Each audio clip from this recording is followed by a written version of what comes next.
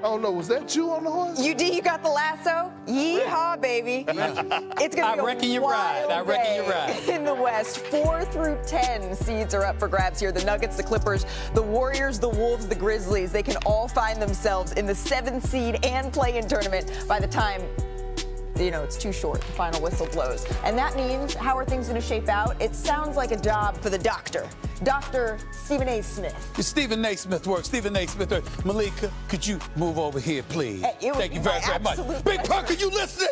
You listening? What is this right here? What does that say right there, okay? Western wild cards. Wild cards in the upcoming playoffs who can make or break you come this playoff right now. Give me number 5 on the list right here, please. Give it to me. Bam! Ja Morant. Why? We know when this brother gets going, he is still a star caliber player. He can be a showstopper at any given moment. We lamented his lack of consistency, but that's all. You know what I'm saying? I don't want to hear all of this noise about him throwing up signs when he makes a shot. Stop it, y'all. It's playoff time. Leave that man alone and let him play, and let's decide this on the basketball court, not in the damn league office, okay? That's Ja Morant we're talking about here. That's wild card number 5. Give me number 4 on the list, please, right there. Bam! Right there. That dude right there. Draymond Green. Why? Didn't he guarantee a championship? He did. That's guaranteed. Yeah, sure did. He can't be the one that messes it up. He can't get ejected. He can't get suspended. Oh, no. You can't do that this time, Draymond. You got to be available. And that brother's available right there. And Lord help the West if this brother is making outside shots, because we know what he's going to bring defensively. We know what he's going to bring leadership. We know what he's going to bring with his voice, his loquacious self. The bottom line is, if the brothers in the game don't get suspended, don't get ejected, and he making jump shots, Golden State might pull it off. We'll find out. Number 3 on the list, please give it to me. Bam! Mr. Harden. This brother deserves all the love in the world for the kind of season he has had and has led the Clippers to have it. Norman Powell, I ain't forget about you, but you ain't no wild card. I've always believed in you. This is the issue with James Harden. He usually does these kind of things in the regular season. What are you going to do in the postseason? Sometimes he shows up, sometimes he doesn't. If this man right here is consistent, then what we've been saying about the Clippers being that top 2 team in the Western Conference may end up being true. That's number 3 on the list. It ain't number 2 on the list. Don't give it to me. Bam! This brother right here, I've been waiting to talk about this brother. This brother is special. I like Jalen Williams a lot. But SGA was by himself last year when it really counted in the playoffs. OKC is the number 1 seed for the 2nd consecutive year. If this brother shows up and helps SGA, because we know SGA gonna show up, Oklahoma City going to the finals. It's really that simple. And Sam Presti will finally have an opportunity to win a championship. He's done everything else. But damn it, except that. With the talent he has accumulated, you got to win a chip. And this brother right here can help you do it. He just ain't the number 1 wild card on the list. You know him. Go and give it to them right there. Bam! Say it. You knew I was going there, damn it. You knew I was going there. I don't care. Kawhi Leonard is shooting 49% from the field, 40% from the three-point range. Like you said, over the last few games, averaging about 25 plus a game. Here's the bottom line. We know what this 2-time champion, this 2-time finals MVP can do. When he's on the court, the question is he going to be there? Is he going to be there in the first round? Is he going to be there if they get out of the first round? Does this brother have the durability to be available? The best ability is availability. And that is the number 1 question, the only question when it comes to Kawhi Leonard, but it's a big one. That is my list right there of the top wild cards entering the Western Conference playoffs. I have 0 complaints. Matter of fact, this is the best list I've seen you have in the last 4 years.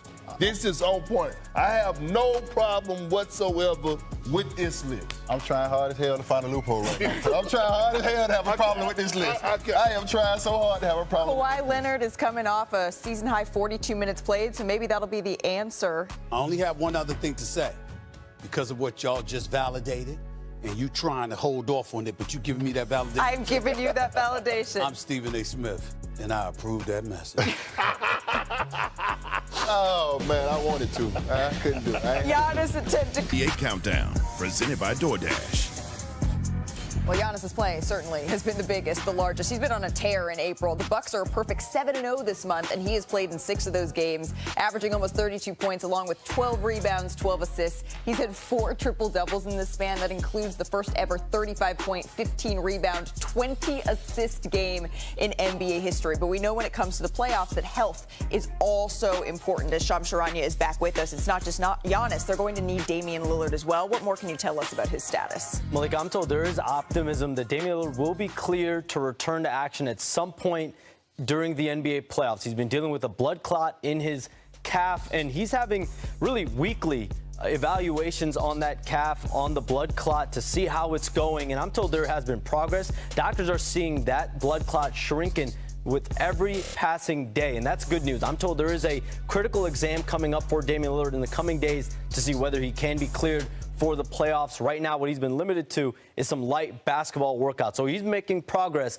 We'll see if he gets that go-ahead. Damian Lillard has been out since March 18th. Shams, thank you so very much. Now, remember, both of these teams, they rank in the top half of the league in offense and defense. But a difference maker in this series, it could be three-point shooting. Milwaukee ranks second in three-point field goal percentage, and this season, Indiana is 8th here. Perk, what's going to be the key to this matchup in your eyes? Giannis, that's the key.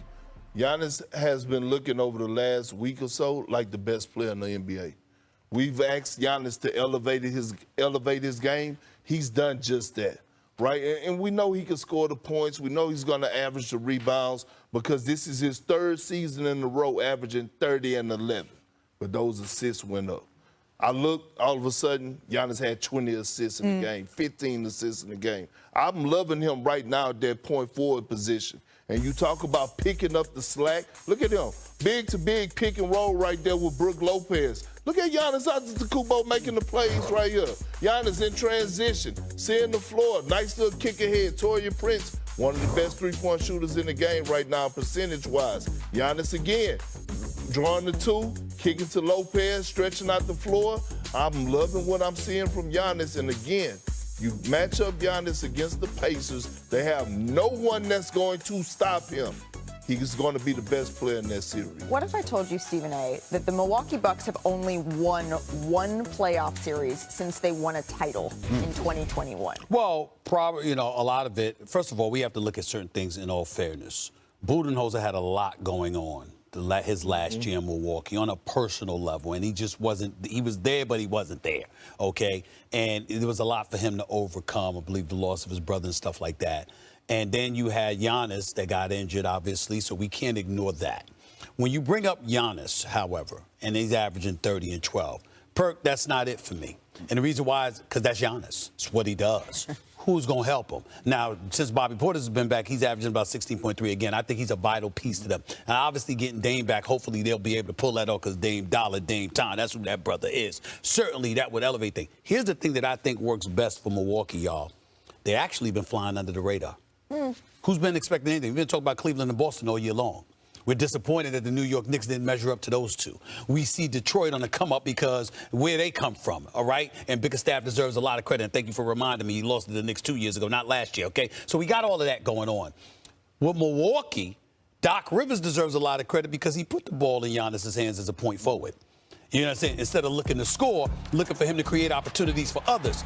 Is that going to be a different ingredient that we hadn't seen from Giannis in the past that's going to elevate Milwaukee along with the absence of expectations because of the attention that was being given to Boston and Cleveland as opposed to them? We shall see, but I'm not sure. I'm happy you brought up Bobby Portis because I think he is the key. He is not their best player, but I think he's one of their most important players. Yeah. Talk about a guy who has a locker room in order. You talk about a guy who holds everybody accountable. You talk about a fan favorite in Milwaukee. You look at the game the other night, they were down 20 in the fourth quarter. Who leads that charge? Bobby Portis. So I think bringing Bobby back just gives a breath of fresh air, brings back a little bit of confidence in that locker room, and I think that will be enough to get them through the first round. But the Pacers shouldn't be overlooked. Not at all. Not at all. Not at all. Especially since Nobody's the All-Star overlooking break. I think this series goes 7 games. We know who the Pacers are. The Pacers went to the Eastern Conference Finals last year, right? Yeah. But we don't know who the Milwaukee Bucks are. We don't know the status of Dame right now. I'm pretty sure Shams go update us like he do. Right. He's been on a legendary run this whole season. But I will say this: Kevin Porter Jr. underrated pickup at the trade deadline for the Milwaukee Bucks. Just as an aside, when you think about some of the games Milwaukee, just as an aside, they beat Phoenix, Philly, Miami, and the Pelicans twice. I'm just saying. I'm just saying. You got to beat what's I'm just saying. I'm just saying. That they are locked into this 4-5 matchup in the